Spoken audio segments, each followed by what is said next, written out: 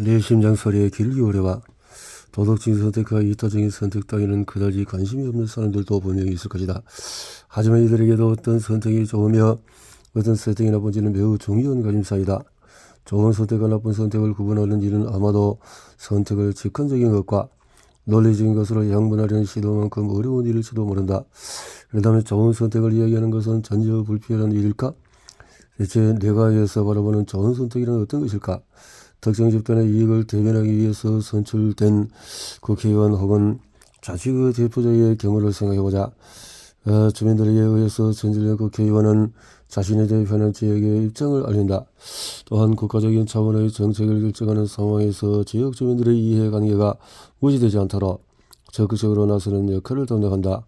대표자들은 한자리에 모여서 각자의 의견을 공개하고 논의를 거쳐 국가라는 보다 상위 집단의 이익을 극대화시키기 위해 최적의 결정을 도출하는데, 이러한 의사결정 시스템 덕에 중요한 정책을 결정할 때마다 매번 전 국민을 대상으로 국민투표를 거치는 벌금거름을 피하고 대표자들의 논의만으로 빠르게 결정할 수 있게 된다. 보다 효율적인 의사결정이 가능해지는 것이다. 국회의원 역할은 신체의 표식의 기능과도 매우 닮았다. 실제로 복잡하고 빠르게 변화하는 환경에서 신속하고 적응적인 의사결정을 가능하게 하는 신체의 표식은 생존에 매우 중요한 역할을 한다. 뇌 속에 저장된 신체의 표식이라는 경험의 흔적들을 통해서 우리는 실제로 어떤 상황에 직접 처하지 않더라도 그 상황이 유발하는 정서적인 경험을 비교적 생생하게 머릿속에서 상상해낼 수 있다. 선택을 위한 상황에서 이러한 신체의 표식은 특히 유용하다. 선택을 내려야 하는 시점에서 미리 선택 후의 정서적인 경험을 정확하게 나타 상상해낼 수 있다면 우리가 훨씬 더 만족스러운 선택을 할 가능성이 높아지기 때문이다. 그런데 신체의 표식을 참조하면 항상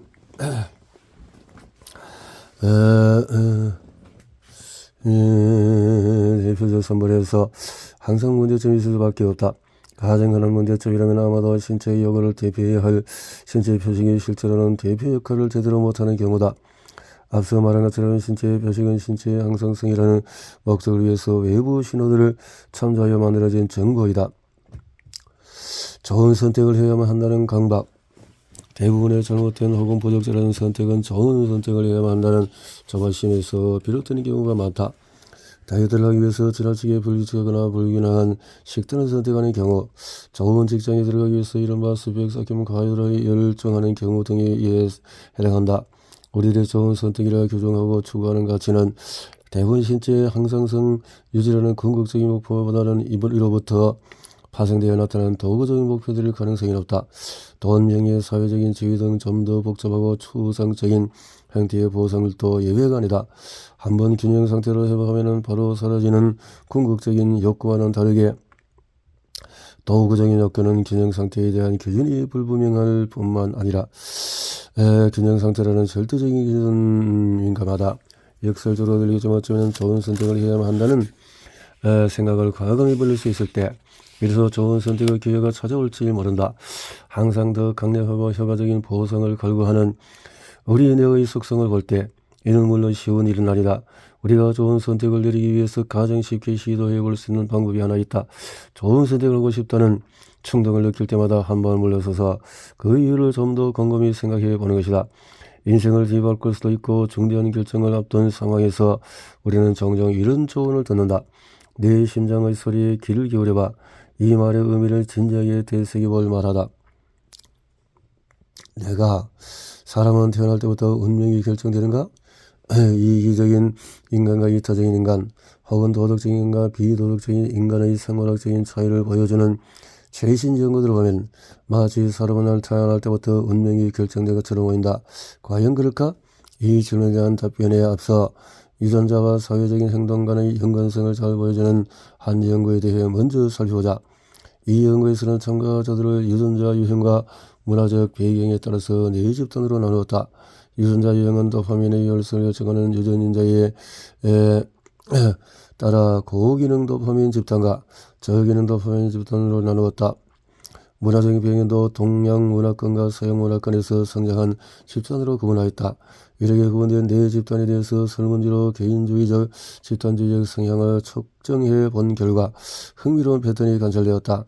우선 동양문화권에서 성장한 고기능 도파민 집단에서는 극단주의 수준의 집단주의자 비율이 월등히 높은 반면에 서양문화권에서 성장한 고기능 도파민 집단은 극단주의 수준의 개인주의자의 비율이 훨씬 높았다. 이와 대조적으로 저기능 도파민 집단은 집단주의와 개인주의 간의 정도적인 성향을 보이는 사람들의 비율이 높았으며 두 문화 간의 차이는 보이지 않았다. 도파민 기능이 활발한 사람들의 경우에 자신이 성장한 문화에서 우울한 가치를 습득받고 받아들이는 경향이 높다는 것이다.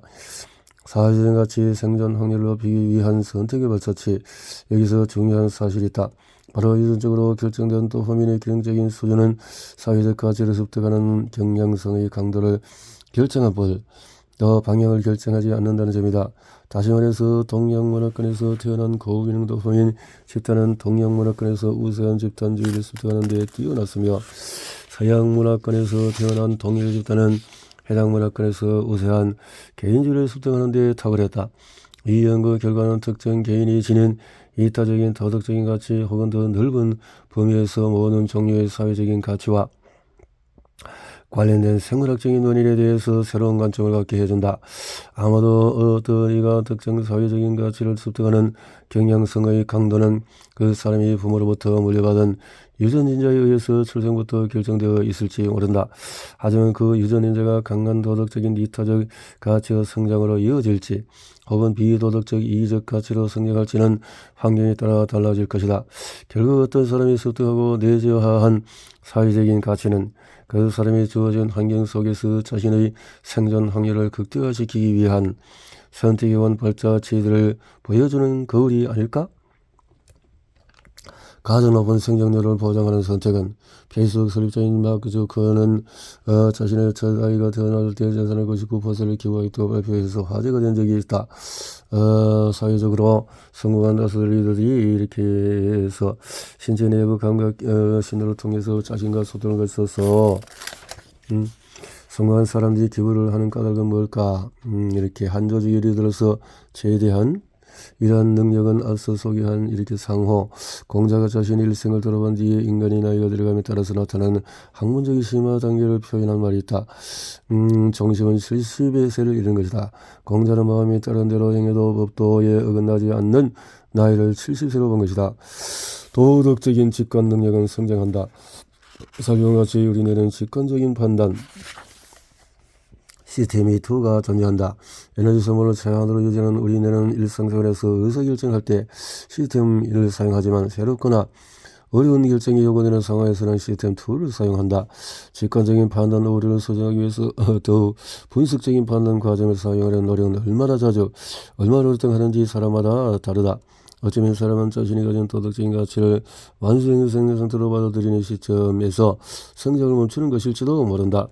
존중, 용기, 정의, 감사, 관용, 사랑, 봉사, 헌신 등 미덕으로 인정받는 특성이란 놀라울 정도로 유사한 공통부모들이 존재한다.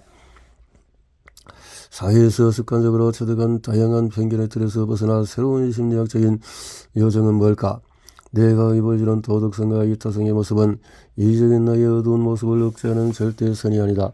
오히려 내 주위를 둘러싼 여러 대상들과 환경에 발맞추어 가면서 내가 갖고 태어난 내적인 욕구를 자연스럽게 표출하고 다듬어가는 과정에서 만들어지는 또 다른 형태의 욕구일 수 있다. 도덕성과 이타성은 어쩌면 우리의 내적인 욕구가 성장하면서 추구해 나갈 수밖에 없는 궁극적인 지향점일지도 모른다.